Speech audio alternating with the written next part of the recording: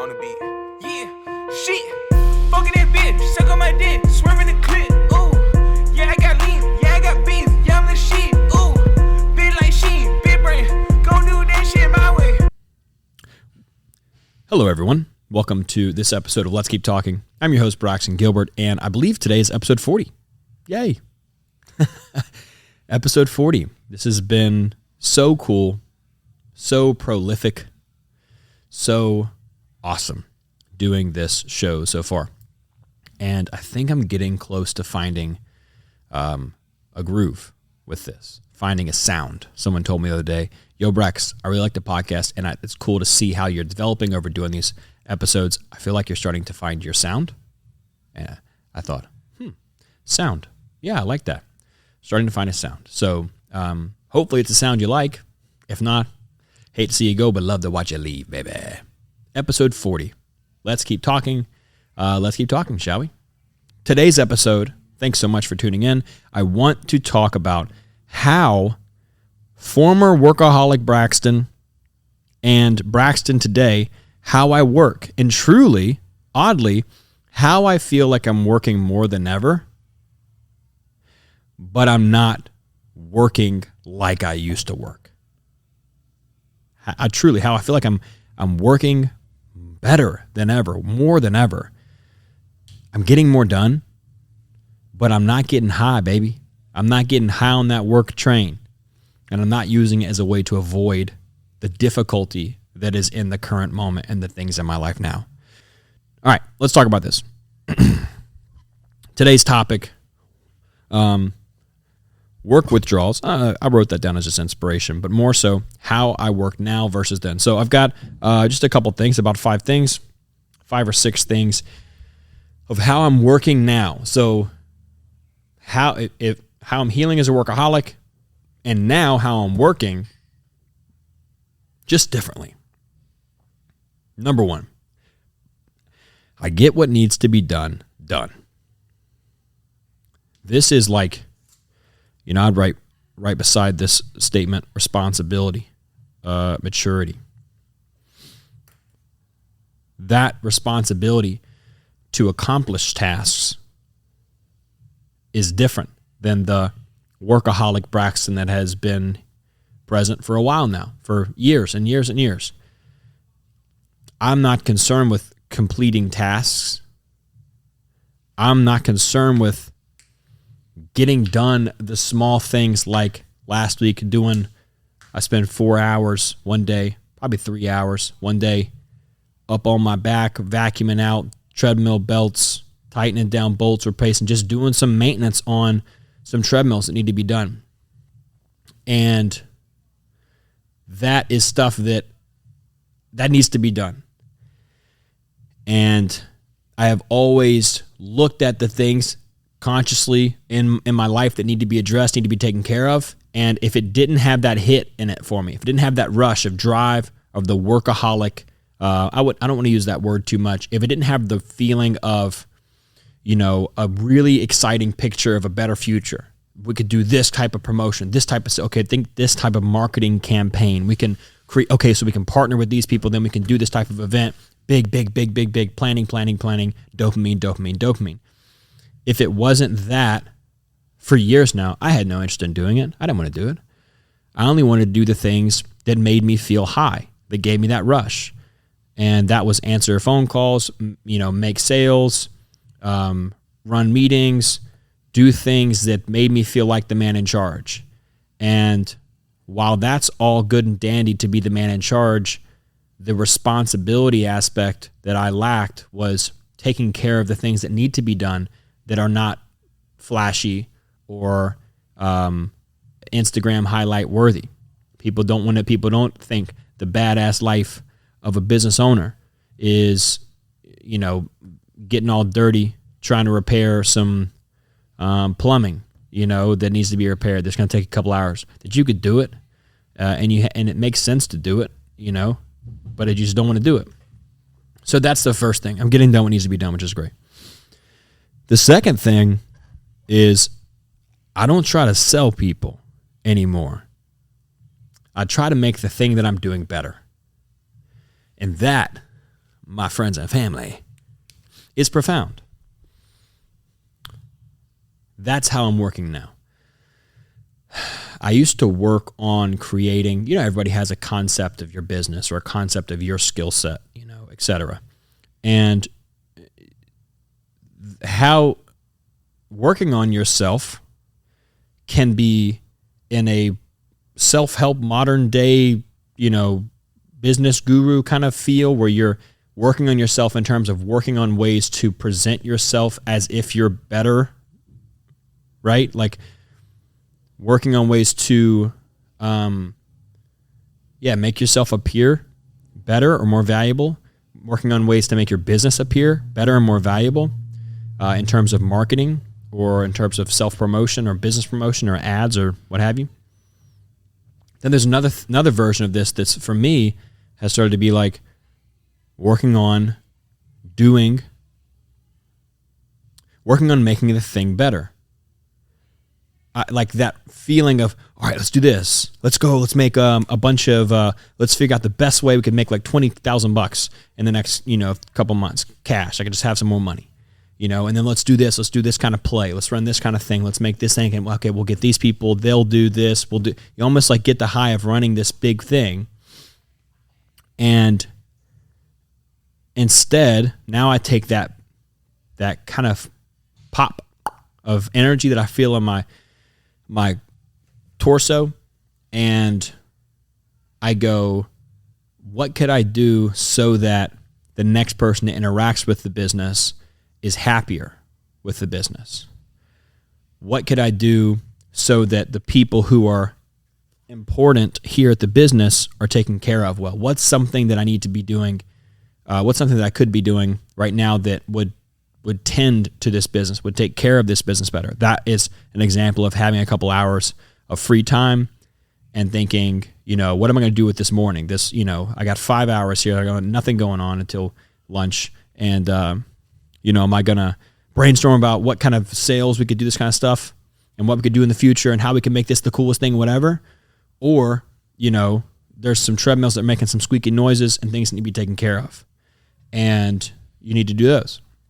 So that's been really cool. And the cool part about that is that I'm feeling pride start to take place of ego. I'm feeling myself, instead of feeling like I'm promoting something to people and talking it up and making it cooler and pitching people on the idea of training or the gym memberships, or even on a very personal level, pitching people on who I am as a person, and I'm this cool, successful guy.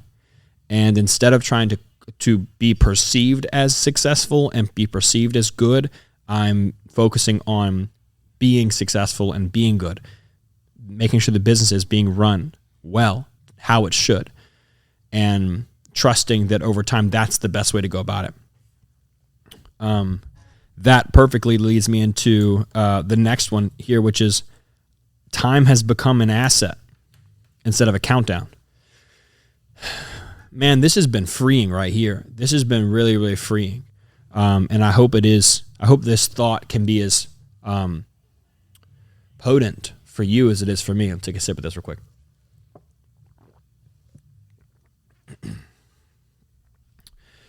Oh, there's so much in this one. And I don't want to cheat you on this. I don't want to not cheat you. I don't want to not communicate this well. Time has become an asset instead of a countdown. This has got to be one of the, Jesus. This is so good, right? This is such a huge part of the paradigm shift that I've experienced. Time has become an asset. That feeling that you wake up with, and it's like a boom, the day hits you, and it's like, get up, right? Get up. You gotta go. You got things to do. Let's go. In my mind, I used to think, let's go make some money, send some emails, let's go call some people, let's go get some sales, let's do all that stuff. Now I'm starting to see that it's like, let's get that hit, baby. We gotta get that. We gotta get that hit. So that feeling you wake up with like that. I gotta crush something. I gotta eat something. I gotta get the blood out of something, baby. Shark in the water. I gotta go. That feeling has started to dissipate. And instead of, I hope this sounds like what I'm trying to say. I've started to look at my life in a longer time horizon. Instead of getting to it today, right? Getting up and get your money, baby, today. Hustle, grind, let's go fucking work, right? Let's go fucking cash some checks, make some sales. Let's get one over, right? Let's make it happen. Let's do it today. Instead of being motivated like that, I'm really not feeling motivated really at all. And part of it, and it's a good thing. I think it's a very good thing because I'm being more responsible than ever. That's huge. But it's all because my time horizon, I'm actually thinking about my life in terms of 10 years from now. Really. I would say 20 years. That's a little bit conceptual, a little bit hoo-hoo. But 10 years from now sounds very real to me. I'm 25 years old. In 10 years, what do I want to have? And hear me out on this, man. Hear me out. This is like I'm getting close to the beating heart of this conversation.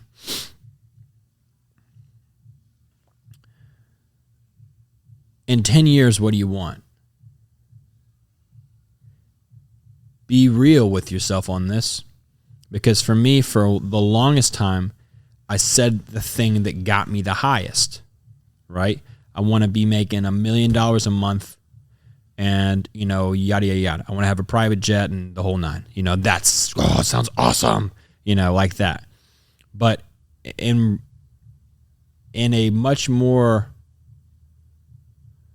mature perspective, like what is realistic for you to expect out of your life that you're also willing to sacrifice for? Like, are you willing to work?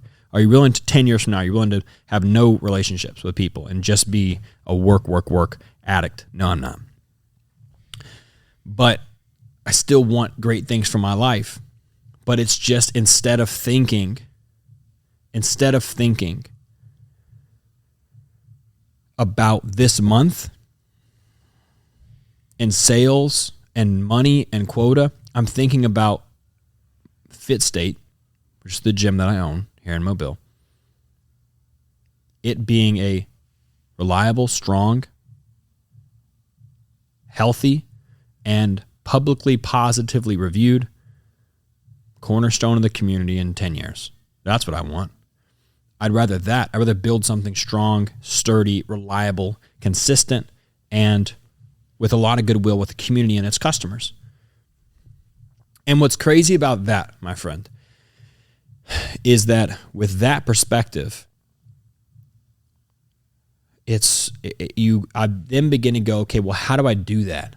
How do I do that? How do I make people see this business as good and consistent and reliable and, good at the job and everything? And then I see this superhero rising up that says, time, give me my resting place. What song is that? I see time raise up and says, here you go, motherfucker. That is how you build good relationships with people. That's how you build a good brand reputation. That's how you build strong, secure financial situations over time. And so how about when thinking about going about work, you think, my job is to take care and to tend and to help and to grow even this business over the next 10 years. Just let that marinate, man, in the thoughts and the heart of just watch what happens in your nervous system as you begin to align yourself with the 10-year focus. I don't know what it is that happens when you do that, but I'm telling you, from my perspective, it has shifted the rush, the need for it to happen today, and has completely let go of that and said, like, are you an optimist or a pessimist, Brax? And I think, oh, well, this is a good question. I'd say I'm an optimist.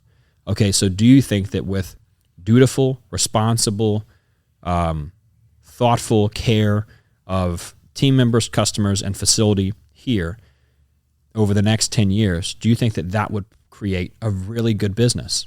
Yeah, it would. Okay, great. Now do that every day. Do that every day. Don't try to think about how you can make the next million, how you can make the next whatever. Do that every day. Just focus on taking care, checking the boxes, ticking off what needs to be done every day.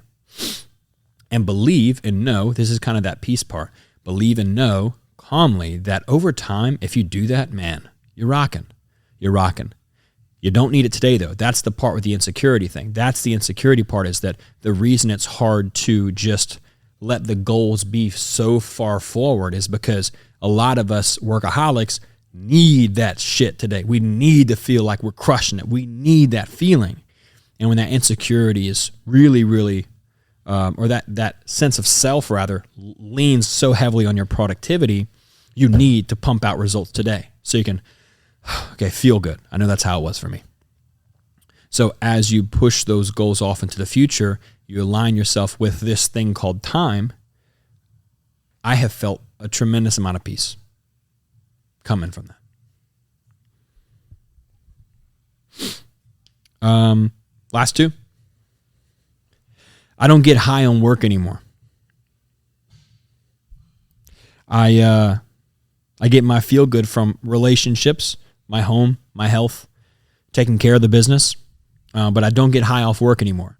And I've noticed this in my work where I complete a task, it goes well, I start to organize a report, I'm checking some numbers, I'm looking over accounting reports, I'm thinking about a marketing thing, fixing something in the gym, and I start knocking out some stuff, especially not like fixing stuff, but mostly when it's computer work, mostly when it's some type of reporting, CRM, social media, then it starts getting brainstormy. Then you start thinking, okay, well, if we could do this, okay, here's how we could do this, that kind of thing.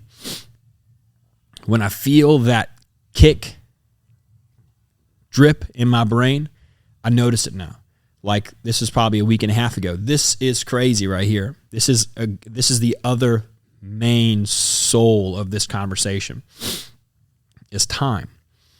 I felt this about a week ago, or 2 weeks ago, where I finished up my work, and it was like 5:30, 5:45, 6 p.m., and I felt I got that drip, man. I did that project. I did the other one. I was knocking out stuff for a couple hours. I had some caffeine going on here, and which I've severely brought down. Whole nother conversation. Caffeine's a crazy cool drug. I had some caffeine going, and I started feeling that rush, man. Ooh, yeah, this feels good. What if we did this, and then what if we did this? And I started getting that and I almost texted Lauren. I almost texted my baby and said, hey, I'm gonna be working the night. I'm just gonna take tonight and be working on stuff, And the truth is, I didn't have anything to work on. I just started to feel that drip kick in of like, okay, so think about what could we do in the next 5 years? How could we just brainstorm? Let's really get thinking about this stuff. And I noticed that. And then I asked myself, here's what I asked myself.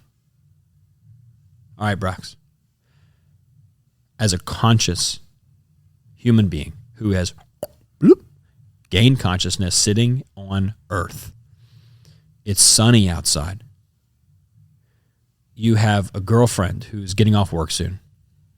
You do like connection. You do like play. You like nature. What would you like to spend your time doing? Would you like to spend your time working for the next few hours? Legitimately.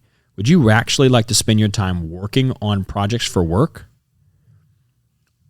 Reports and planning and stuff? Knowing that that's kind of a dopamine kicking, cocaine type, chasing the dragon, chasing the high. You're planning, you're forecasting for profitable futures, and it feels good. Do you want to go do that? Or do you want to go smoke a joint, cook some burgers, and see your girlfriend? And my soul said, that's how I want to spend my time. I want to go smoke a joint, grill some burgers, and spend time with my girlfriend. That's how I would like to spend my time. And that is significant. So I got up. That's what I did. And it was a great afternoon, great evening. That is the coolest. Well, that's a very cool thing. Not getting high anymore off work. If I notice I started getting high, I pull off because I want to. When I think about positive emotion, one thing that I talked about in the last episode, Waking Up from the American Dream, was I feel like I've realized that all of my positive emotion in my life has been anticipation for the future. And that's dopamine. And the other side is serotonin and oxytocin and endorphins, like the present here neurotransmitters that feel good in the body, that aren't goal-oriented. And I'm really trying to work on that. I'm really noticing that as I pull back on the dopamine-driven activities, do-rag activities, dopamine-driving activities, baby. As I pull back on those, I'm seeing that, hey, I'm kind of weak on the serotonin here in the current moment, enjoying my time. Those mechanisms, those reward centers. So, yeah, when I'm faced with the option of what I want to do, I've completed my responsibilities. Back to the first thing, I've gotten done what needs to be done. What do I want to do with the rest of my evening? Well, I want to spend my time how I really want to, not getting high on work. I want to spend my time with my very small family, me and my girlfriend. I want to spend my time smoking a joint and eating some good burgers, baby. That's what I'll do. I want to spend my time cooking. I want to be better as a cook. That's what I want to do. I want to cook tonight. You can. Which brings me to, the second part to that, I could tie these together. When work is done, I don't make stuff up to do. That's great. Yeah, when work's done, I don't make stuff up to do anymore, man. And what's really cool is I've been using my notes app on my phone, and I just have a to-do list. And I have an agreement with myself that if it goes on the to-do list, we're doing it. It's going to be done.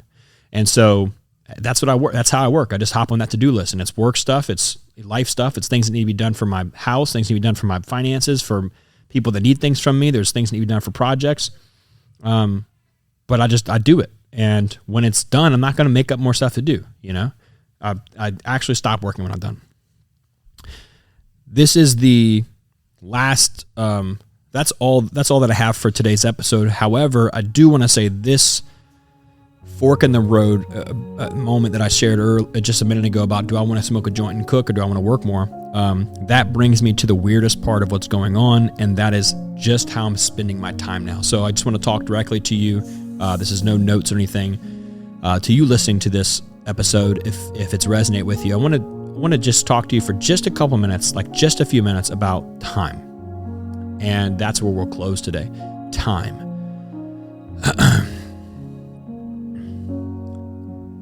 This is the thought I have in my mind. Braxton, are you enjoying the passing of time? Braxton, do you feel the fruits of the Spirit? Love, joy, peace, patience, kindness, goodness, gentleness, self-control. I still remember those from being raised in a religious church. Do you feel love? Do you feel peace? How do you want to spend this morning? How do you want to spend your day?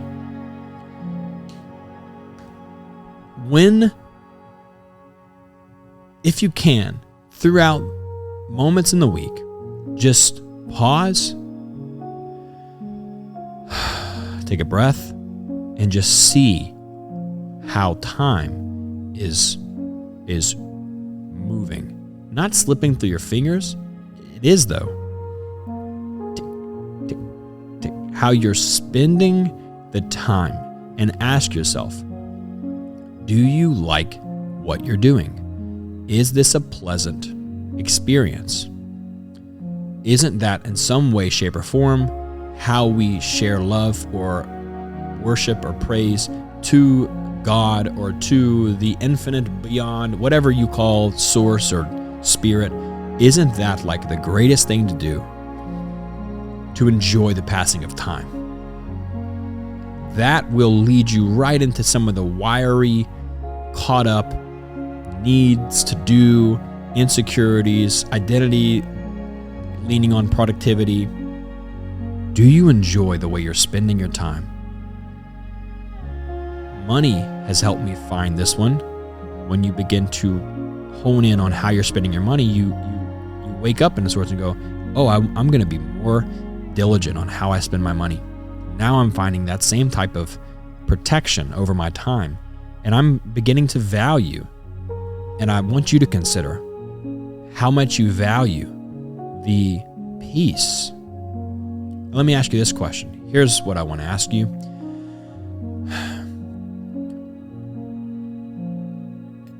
Do I value joy? Do I value peace? Do I value love? Are those things important to me? Do I truly believe that the internal peace and love and joy, those are the things to guide me? Do I really think that? And if I do look more to the internal world than the external for positive emotions, a happy life, if I do value love, joy, peace, patience, all these things, am I spending my time, here you go, and we'll close on this, am I spending my time in a way that today, in this moment, this is different from the 10 years down the road thing, that's for work. The spirit, the soul is right now. Am I spending my time in a way that right now, in this day, encourages peace? How about joy?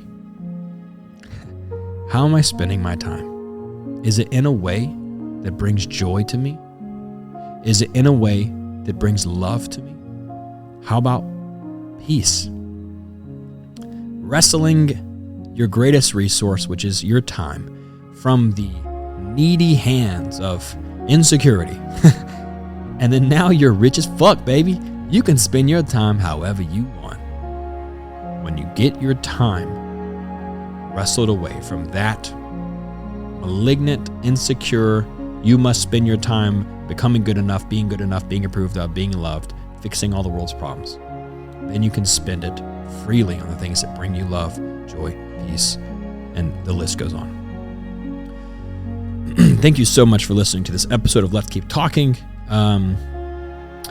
We don't have a sponsor today, and it's just you and me chatting. I really hope you've enjoyed it, and truly, I can't wait to hear any responses about this, whether or not this message touched you, whether it was helpful, whether it was insightful, and please don't hesitate to reach out on Instagram, Braxton Gilbert, and I'd love to talk to any of you guys about your experiences in this field. All right, talk to you next time.